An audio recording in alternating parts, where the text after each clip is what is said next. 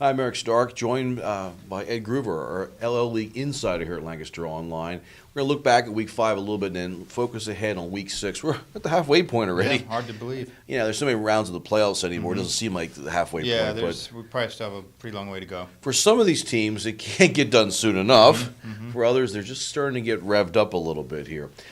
First, a couple of things that jump out to me. Solanco is surprising me with how well they're playing. It's a loss, some late mistakes in the game against Lancaster Catholic, but I'm still impressed with what the Mules are doing this year, Ed. And Garden Spot, 5-0 on the season. I think the schedule's been very favorable to them so far. I was surprised that they only won 28-21 against E-Town, but it gets a little bit harder coming up for them. Yeah, they have Cocalico this week, and Cocalico was, I'm sure they're looking for a big bounce-back win after last week's probably the upset, maybe not upset, but surprise of the year. 42-0 Mercy Rule lost to Lampeter Strasburg. Yeah, I was going to say, that's probably one of your big surprises. Yeah. I was going to bring that up. It's either that one or the McCaskey-Hempfield game, probably because I'm more surprised that McCaskey beat Hempfield because Hempfield was playing pretty well.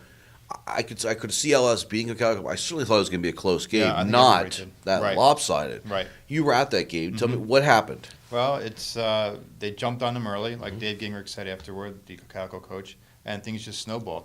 Before you knew it, it was 21-0 LS, and we're still like midway through the first quarter. So it was just one of those things. They got on them early. Bear Shank had another big game for LS. Darren Metz, 3 catches, 3 touchdowns, 2 sacks. Wow. Pretty good night's work. And, let's give credit to the LS defense. They hold Cocalico to, a number of lows, 168 yards of rushing, their lowest in over a year. First shutout since 2004, first shutout since like 07, first Mercy Rule since 07. So it wasn't just one guy on the LS defense, it was the entire unit that deserves credit. We had picked on the LS defense a lot this year. They gave a lot of points to CV, a lot of points, I believe, to even Solanco. So let's give them credit like you just did. I mean, that's an impressive win to keep Cocalico off the scoreboard. Yeah, and like we said last week, I mean, they had the reputation, LS, of being a bend but don't break defense. Right. They give up big plays, but they come up with big stops. Last week at Cocalico, it was just a series of big stops.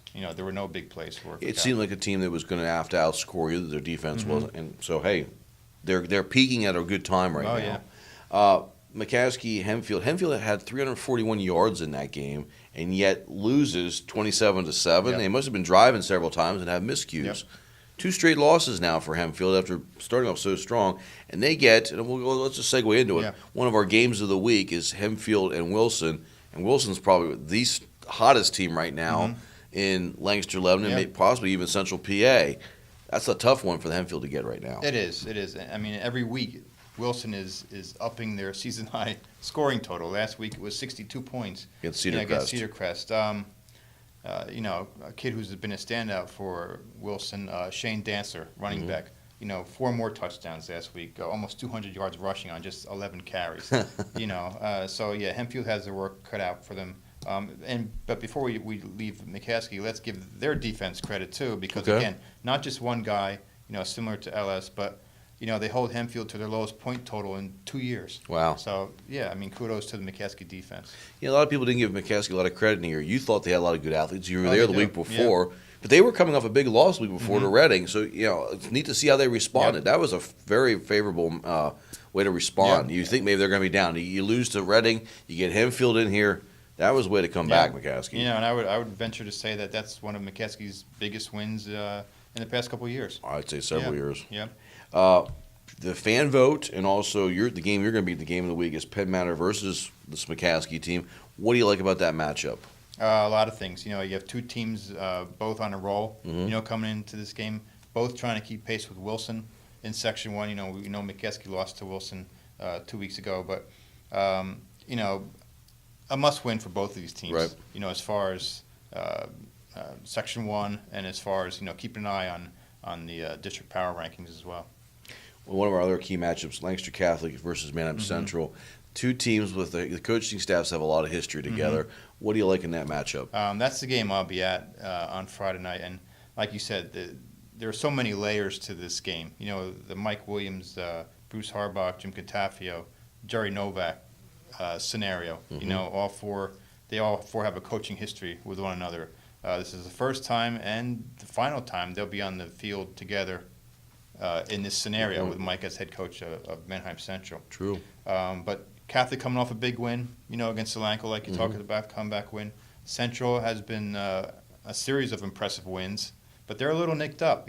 Justin Moreno, their outstanding middle linebacker and fullback, apparently out for the season.